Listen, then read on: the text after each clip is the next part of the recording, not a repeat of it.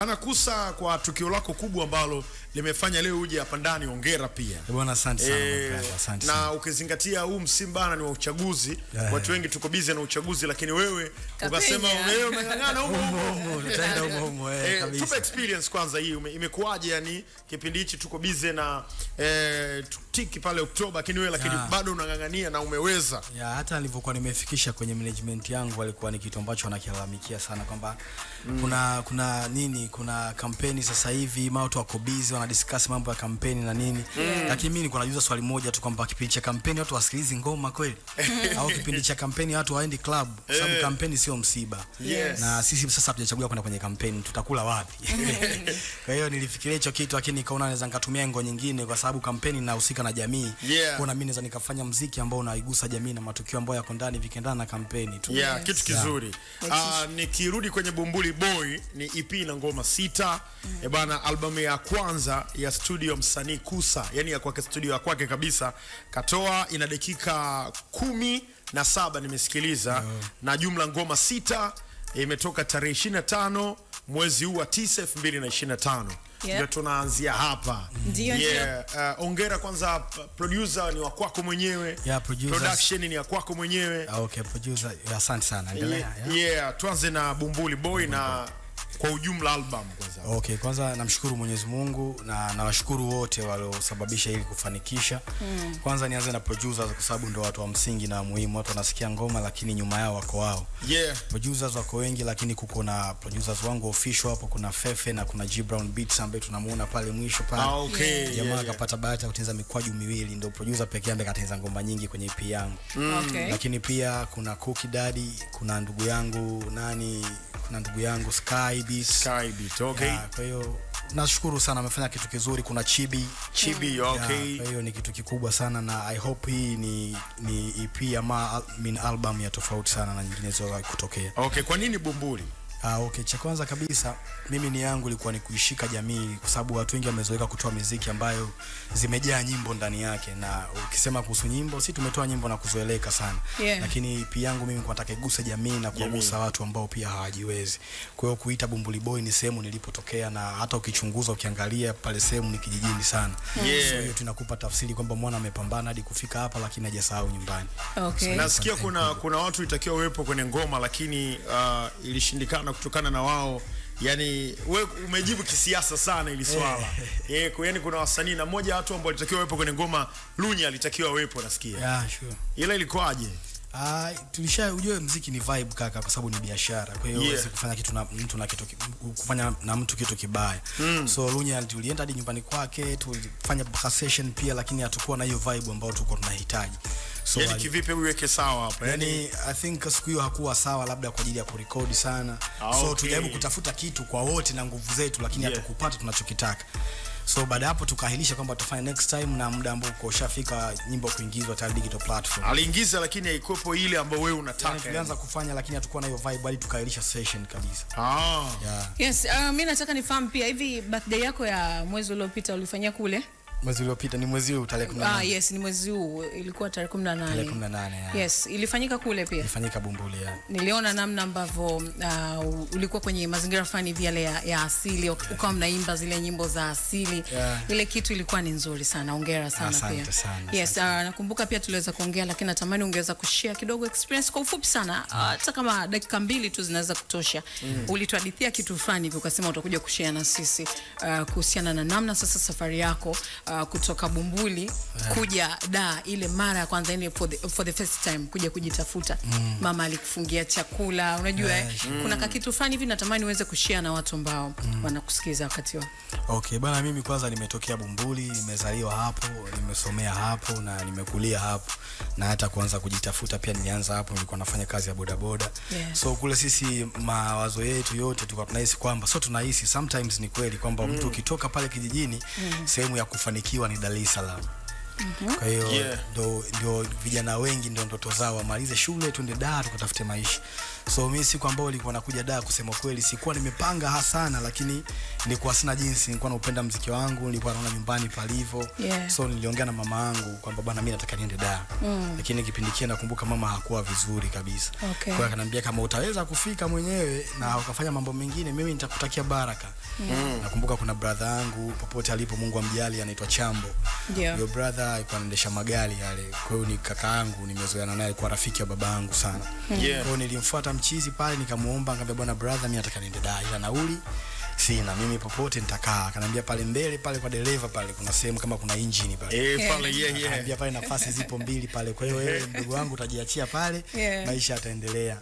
Karudi nikamcheki mama, akabeba mama kesho kutwa naondoka. So kwa safari kafika, nakumbuka mamangu alikuwa anapika ubwabwa na maharage. Akaniambia najua Dar mbali, mambo yatakuwa mazito sana. Kwa hiyo ukata chakula kidogo, ukifika njiani kule upate kula. Anamshukuru Mwenyezi Mungu kunisaidia, lakini nilipata tabu kwenye ile gari pale, sehemu kuna choma kale. Kwa muda sina kazi yote, lakini nasimama naenda mpaka mwisho, narudi tena huku nafanya hivi hivyo. Kwa hiyo mambo yalikuwa magumu sana. Nikafika, nakumbuka stand ilikuwa iko Ubungo. Nikafika paka Ubungo pale. Sasa mimi sikumtaarifu ndugu yangu yote kwamba nakuja Dar. Kwa hiyo nilipofika pale, kwanza na brother zangu anaitwa Kosa, alikuwa wale watu wa kwenye gari wanafanya kazi hapo hapo. Pale Ubungo ulikuwa na gate lile unafanya unazunguka hivi.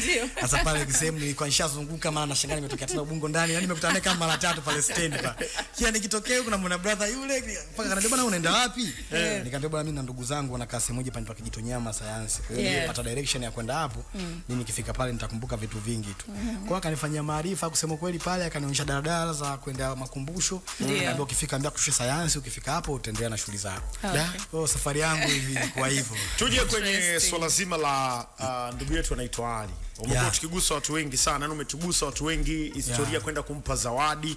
Mara ya mwisho mimi nimekushuhudia Ali ukimkabidhi radio, ukampa na flash nini. Ukasema ukampa na ngoma zako akasikiliza. So vitu kama hivyo. Mimi nataka tu share Ali ni nani na inakuwaje kwaje. Okay. Kwanza Ali ni kakaangu, si kama tuna undugu, lakini ni kakaangu kwa mazingira. Mimi Ali na yeye tunapokaa kwetu ni kama kilomita 1 hivi. Yani kuna kaumbali kidogo, lakini ndio njia ambayo nilikuwa napita kwenda shule. Kwa hiyo mimi na Ali tumeanza kufahamiana muda sana, kuanzia mimi mdogo na Ali kidogo umri umeenda. I think ana 40 kasoro ile. Kwa hiyo kwa napita pale namkuta, yani sisi salamu yetu ilikuwa ni ile Ali Kusa. Kwa hiyo tulikuwa tunapendana tangu muda sana, na Ali ni mtu ambaye mimi namwombea Mwenyezi Mungu amweke sana, kwa sababu naamini katika rafiki zangu 10 wanaoniombea, Ali ananiombea sana, na maisha yao ukipata rafiki yako anakuombea kwa Mwenyezi Mungu, basi ni rafiki bora. Kwa hiyo mimi na Ali ni ndugu. Historia nyingi iko kati hapo, tumesaidiana vingi, lakini ni ndugu sasa hivi. Tukibaki hapo hapo kwa rafiki yako Ali, niliona namna ambavyo uliweza kushare zile clip nini unajua lakini kajaribu kufuatilia comment za baadhi ya watu, ni kama walikuwa wanakuattack kwa kusema kwamba sijui nini ukiamua kumsaidia mtu sijui na nini vitu kama hivyo, na wengine niliona uliweza kuwajibu pia kwa utaratibu kabisa. Labda unaweza ukashare na sisi sasa live. Unajua kama nilivyokualisia nilipotoka na historia, hata juzi kuna mtu mmoja niliandika kwamba kabla siko sawa, sijafanikiwa, nilikuwa vitu sifanya, kaniuliza kwani wewe Kusa umefanikiwa? Kwa hiyo kila mtu ana namna anavyo-picture kitu yake. Kwa mfano mimi naona nimefanikiwa kwa sababu naishi na ndugu zangu wako nyuma yangu, na rafiki yangu kama Ali nampa furaha. Hayo mimi ndo mafanikio yangu. Kwa hiyo huko ndo umoja wa kufanikiwa. Ni kitu gani ambacho unataka umfanyie Ali wewe sasa baada ya kuonesha jitihada za kumsaidia? Ni mambo gani ambayo unaweza kuyaweka kwamba mimi huyu mtu lazima nifanye kitu kwake? Kuna vitu ambavyo kusema kweli naomba Mwenyezi Mungu, kwa sababu nishasema hivyo lazima nivifanye. Cha kwanza sasa hivi ni kumjengea Ali. Natamani sana apate nyumba, hata sebule, chumba na choo nzuri, lakini pia Ali awe na biashara ambayo najua anaingiza senti 5 shilingi 10 ili Ali aweze kuanzisha familia yake. Kwa mimi ndoto yangu kubwa, yani kabla sijaaga duniani, natamani sana kumuona mtoto wa Ali, na inshallah Mwenyezi Mungu akijalia tumsomeshe pamoja mimi na Ali. Yani nikirudi tena awamu nyingine, hata mara 2 mara 3 msimuone yule Ali ambaye mnamuonaga pale. Hiyo ndio ndoto yangu na aim yangu. Kusa, nikiingia kwenye Apple Music, nikiingia kwenye platform zako, nakutana na album, sikutani na EP. Lakini wewe unaielezea ni EP. Mbona kama unatuchanganya? Naielezea kama mini album. Hiyo EP na mini album. Unajua sasa hivi nafanya kazi na Empire. So nilipowapa idea yangu na kila kitu, mimi nilikuwa nime-aim kutoa tu EP kwa sababu niko kimya muda mrefu. Yani sikuwahi kutoa EP wala album muda mrefu. mrefu. Kwa mawazo yangu ilikuwa ni EP, lakini wao baada ya kuipokea akasema bana, hii kwa pande yetu sisi ni album. Okay. Kwa hiyo that's why na mimi sasa hivi naivisha kwamba ni mini album kwa sababu sio album ya ndoto zangu. Okay. Lakini wewe ulikuwa na mara kwanza ukasema unataka kutoa EP. Toa EP ya playlist. Umesema unafanya kazi na Empire. Hivi Slide Digital na Kusa nini kinaendelea sasa hivi? Atakuja kulia hapa Kusa siku moja bwana. Mimi na Slide Digital namshukuru Mwenyezi Mungu. Kwa sababu ujue sio kila kitu kina ubaya tu. Na vitu vingine vinatokea ujifunze. So mimi nimejifunza vitu vingi kwa Slide Digital. Walikuwa ni familia yangu, lakini nashukuru Mwenyezi Mungu kwa usalama kabisa. Tumevunja mkataba muda mrefu. Na walisema pia wananidai. Nilipa pia kiasi chote cha pesa. Kwa mimi niko huru sasa hivi sana. Okay. Kwani umeipa sasa jina la hii album yako au EP, umeipa jina la Bumbuli? Okay, kama nilivyosema mwanzo, mimi EP yangu nitaka sana iguse watu. So ukiangalia Bumbuli ni sehemu ulipotokea. So nawakumbusha tu kwamba hata kama niko hapa sehemu, lakini mimi nilikotoka ni huko. So ilikuwa ni aim yangu sana kuwagusa vijana na watu wengine pia ambao tunapambana. Hivi sasa hivi Kusa akiamua kwenda kugombea hata udiwani kule, sio nampa? Ubunge hata mimi ubunge nampa nyumbani. Kwa jinsi anavyoelezea, kuna sehemu alitengeneza daraja pale. Sasa pale unachukua kabisa. Sina ndoto hizo, nilisema hata juzi, sana ndoto hizo za kuwa mbunge sasa hivi. Niliwaambia watu mimi ndugu yangu sasa hivi nina shida nyingi sana, nahitaji hela nyingi sana. No, yani sasa nikisema niwe mbunge kaka, nitamaliza shida zangu kupitia ile bunge, nitawaibia sana. Hivi Kusa, licha kwamba kuona tunaendelea kuona ukisupport watu wenye mahitaji, tukiachana na rafiki yako kipenzi Ali, lakini pia kuna yule Godfrey Mteule, ni moja kati ya watu ambao nilikuona nao sana. Una mpango wote labda wakuja hata na NGOs, yani kitu fulani ambacho kitawasaidia zaidi watu wenye uhitaji? Mpango upo, lakini sitaki kufanya vitu kwa kukurupuka. Endapo nitaona kabisa hapa sasa nastahili kufanya hivi na uwezo ninao, itapendeza zaidi kusema kweli, kwa sababu ndoto zangu mimi ndugu yangu ni kusaidia watu. Yani sana. Kusa.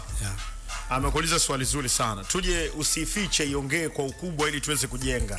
Wasanii, kwa nini mmekuwa kuna ile hali ya kupotezeana pale ambapo unahitaji support, yani kuchukuliana poa? Yani kama cha kwako, cha kwangu. Hiyo ishi kwa nini ipo kwa wasanii?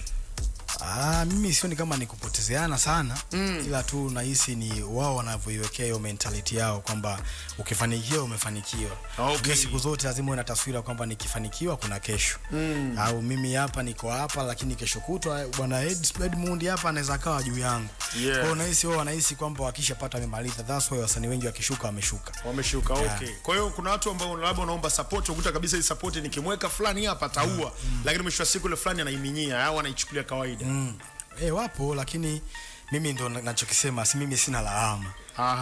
Mimi sina lawama, wapo wengi tu, lakini mimi nawaombea tutakutana backstage. Hiyo nzuri sana na hiyo ni kubwa. Kabla kipindi mwanzoni, hebu tugusie hii hapa Kusa. Uliwahi kutafuta labda na management yoyote ufanye nayo kazi, label yoyote kipindi hicho?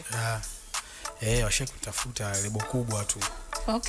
Washe kutafuta, lakini uwezi amini mimi ukiona Winning Music ni label sasa hivi imesimama, nafanya kila kitu changu na studio zangu na nini. Hiyo mimi nimeanza kuiota kuanzia 2016. Sio mbao kashare na sisi label gani? Tukajua kabisa kumbe ile label natafuta. Sio mbao kashare.